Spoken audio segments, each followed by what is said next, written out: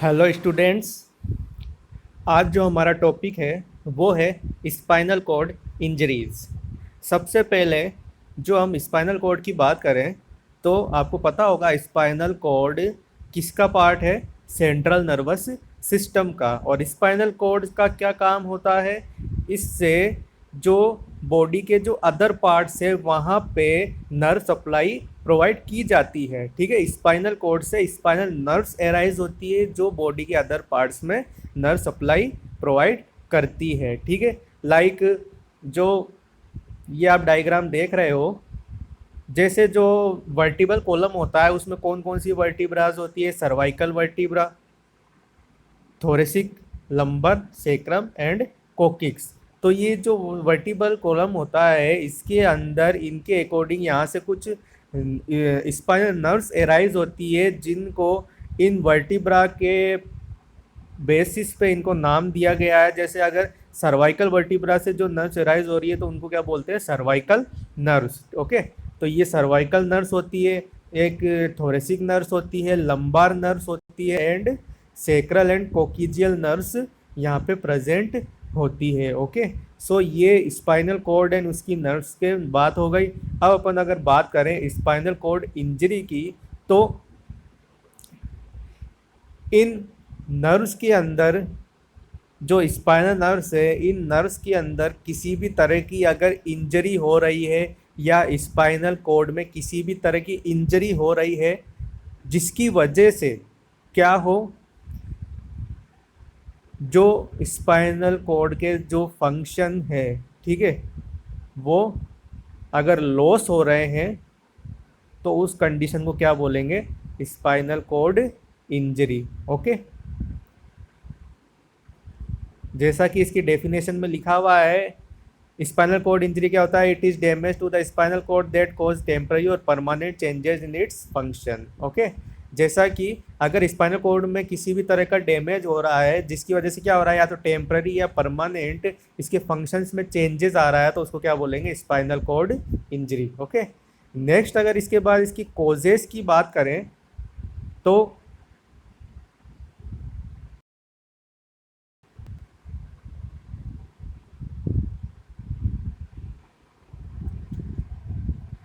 Next इसकी जो causes की बात करें तो इनमें वो कंडीशंस यहाँ पे मेंशन है जो स्पाइनल कॉर्ड को नुकसान पहुँचा रही है।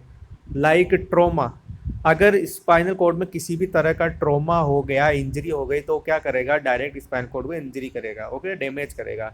नेक्स्ट फॉल इंजरी, अगर कोई पर्सन फॉल गिर जाता है कहीं से, यानी ऊंचाई से कहीं गिर गया या कोई बाइक एक्सीडेंट हो गया और उसमें पेशेंट को या पर्सन के स्पाइनल कॉर्ड में अगर इंजरी हो गई तो ठीक है, तो ये भी एक कॉज हो सकती है फॉल इंजरी। नेक्स्ट इसके बाद कॉज हो सकती है असॉल्ट, अगर किसी पर्सन के साथ असॉल्ट किया गया, मारपीट की गई, ठीक है, और उस मारपीट के अंदर उस पर्सन की स्पाइनल कॉर्ड में इंजरी हो गई तो क्या होगा? उसकी वजह से भी पर्सन के फंक्शन अफेक्ट होंगे। ठीक है, नेक्स्ट इसके बाद हो सकता है स्पाइनल कॉर्ड ट्यूमर, अगर स्पाइनल कॉर्ड में किसी भी तरह का ट्यूमर एराइज हो गया तो वो क्या करेगा? स्पाइनल नर्व को सप्रेस करेगा। ओके, नेक्स्ट इसके बाद हो सकता है ऑस्टियोपोरोसिस, अगर वर्टिब्रल कॉलम में ऑस्टियोपोरोसिस की शिकायत हो गई, यानी कि ऑस्टियोपोरोसिस किसको बोलते हैं? Weak bones. ठीक है, इस कंडीशन में क्या होने लग जाता है? बोन्स वीक होने लग जाती है, उनकी डेंसिटी लॉस होने लग जाती है। तो इस कंडीशन में क्या होगा कि स्पाइनल कॉर्ड इंजरी के लिए प्रोन होगी, क्योंकि वर्टिबल कॉलम क्या हो चुका है? बिल्कुल वीक हो चुका है। ओके, नेक्स्ट के बाद कॉज हो सकती है इन्फेक्शन या इन्फ्लामेशन, लाइक मेनिंजाइटिस, अगर स्पाइनल कॉर्ड में अगर मेनिंजेस में अगर इन्फेक्शन हो गया तो उस वजह से भी इसमें मींस स्पाइनल कॉर्ड में इंजरी हो सकती है। ओके, नेक्स्ट इसके बाद जो कॉज हो सकती है वो हो सकती है इस्चीमिया। ठीक है, अगर जो स्पाइनल ब्लड वेसल्स है, अगर जो स्पाइनल कॉर्ड को जो ब्लड वेसल्स ब्लड प्रोवाइड करती है, अगर उनमें किसी भी तरह का ऑब्स्ट्रक्शन हो जाए, रुकावट हो जाए, ठीक है, तो उस वजह से क्या होगा? स्पाइनल नर्व्स में इस्चीमिया की कंडीशन एराइज होगी। इस्चीमिया कब बोलते हैं? जब कोई पार्ट, बॉडी पार्ट को ब्लड प्रॉपरली नहीं मिल पाता है। ओके, तो इससे क्या रिजल्ट होएगा? स्पाइनल कॉर्ड की जो सेल्स है या जो न्यूरॉन्स है उनको प्रॉपरली ब्लड नहीं मिल पाएगा, जिसकी वजह से इस्कीमिया होगा और इसकी वजह से स्पाइनल कॉर्ड इंजरी हो सकती है। नेक्स्ट इसके बाद जो कोज है उसमें आती है मल्टीपल स्क्लेरोसिस। मल्टीपल स्क्लेरोसिस हमने पहले पढ़ चुका है। इसमें क्या होता है कि जो सीएनएस की जो वो नर्व्स होती है, जो न्यूरॉन्स होते हैं, उनकी जो माइलिन शीथ होती है उनका क्या होने लग जाता है, डिस्ट्रक्शन होने लग जाता है। ठीक है, जिसकी वजह से क्या होता है, जो नर्व इम्पल्सेस की स्पीड होती है, जो कंडक्शन होता है वो स्लो हो जाता है। ठीक है, तो इस कंडीशन में भी क्या होगा, स्पाइनल कॉर्ड के फंक्शन अफेक्टेड होंगे। Okay, so these are the causes of spinal cord injury. Next इसके बाद इसके टाइप्स की बात करें तो स्पाइनल कॉर्ड इंजरी दो टाइप की होती है, कंप्लीट एंड और इनकम्प्लीट।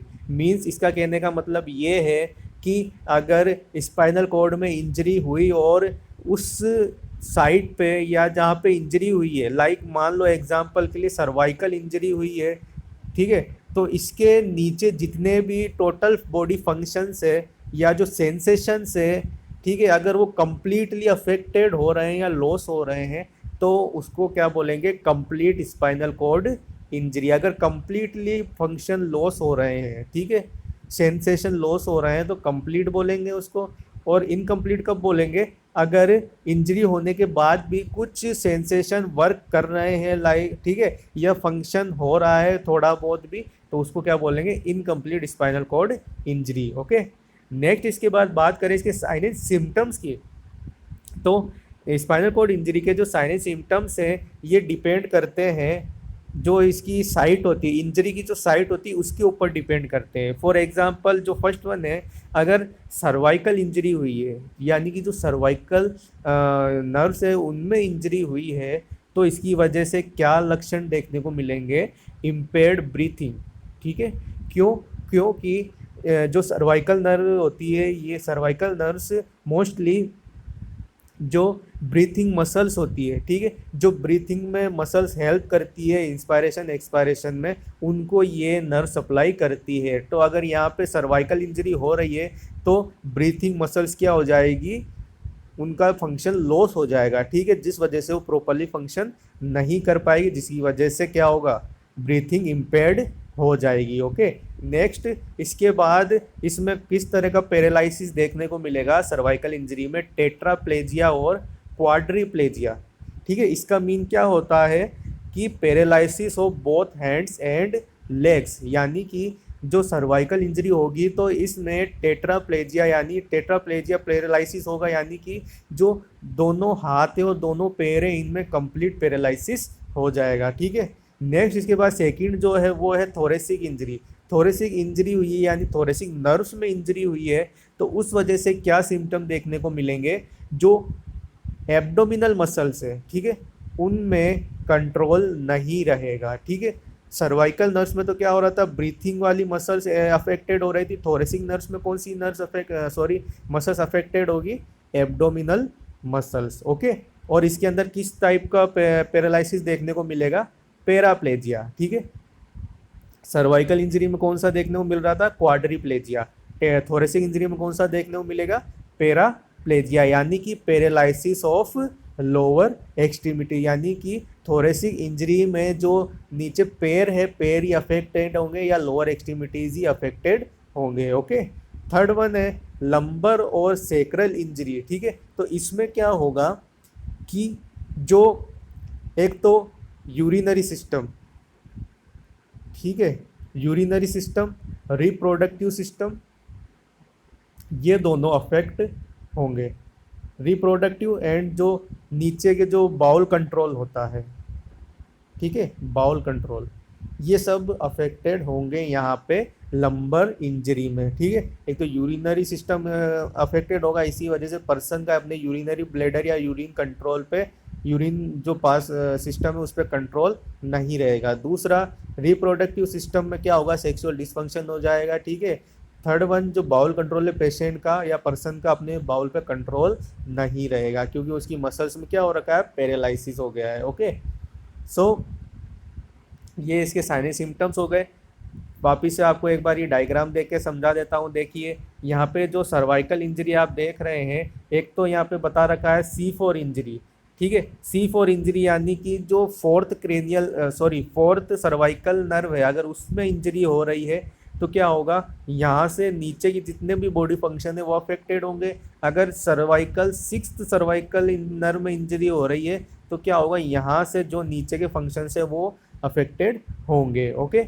सो सर्वाइकल इंजरी में क्या होता है, ब्रीथिंग प्रॉब्लम देखने को मिलती है। थोरेसिक में कौन सी देखने को मिलती है, एब्डोमिनल मसल्स की प्रॉब्लम पैरालिसिस की प्रॉब्लम देखने को मिलती है। ठीक है। लंबर में क्या होता है, जो यूरिनरी सिस्टम है और जो रिप्रोडक्टिव सिस्टम है या जो बॉल कंट्रोल है वो अफेक्टेड होता है। ओके।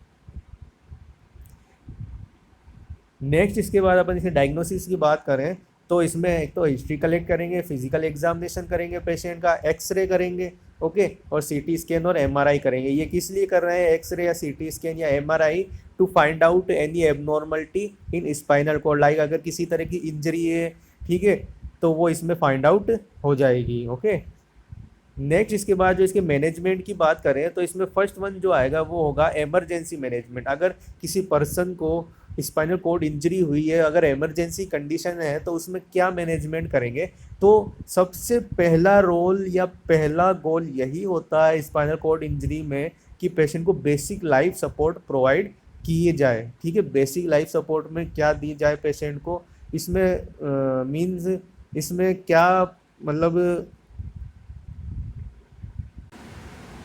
बेसिक लाइफ सपोर्ट में पेशेंट की अगर ब्रीथिंग अफेक्टेड हो रही है या जो मसल्स का जो फंक्शन लॉस हो रहा है तो उस कंडीशन में क्या होगा, पेशेंट की डेथ होने के चांस होंगे। तो पेशेंट को क्या करना है, बेसिक लाइफ सपोर्ट प्रोवाइड करना है, जिसमें पेशेंट का जो है एयरवे मेंटेन करना है, ब्रीथिंग एंड सर्कुलेशन को मेंटेन करना है। ठीक है। क्यों करना है, ताकि पेशेंट की जान बचाई जा सके। ठीक है। उसके बाद क्या करना है कि जो पेशेंट का जो स्पाइन का मोशन है उसको रेस्ट्रिक्ट करना है। ठीक है। यानी कि पेशेंट को एक जगह पे स्टेबल करना है ताकि स्पाइनल कॉर्ड में किसी भी तरह का मूवमेंट ना हो और उसमें फर्दर इंजरी ना हो। ओके। नेक्स्ट इसके बाद जो बात करें मेडिकल मैनेजमेंट की, तो मेडिकल मैनेजमेंट में पेशेंट को कोर्टिकोस्टेरॉइड्स देनी है। ठीक है। किस लिए, इन्फ्लामेशन को रोकने के लिए। इसमें अगर इन्फेक्शन की कंडीशन है, ठीक है, अगर मेनिंजाइटिस या अदर कोई इन्फेक्शन भी है स्पाइनल कॉर्ड इंजरी, तो उसमें इन्फेक्शन के अगेंस्ट एंटीबायोटिक्स या एंटीवायरल ड्रग्स भी दे सकते हैं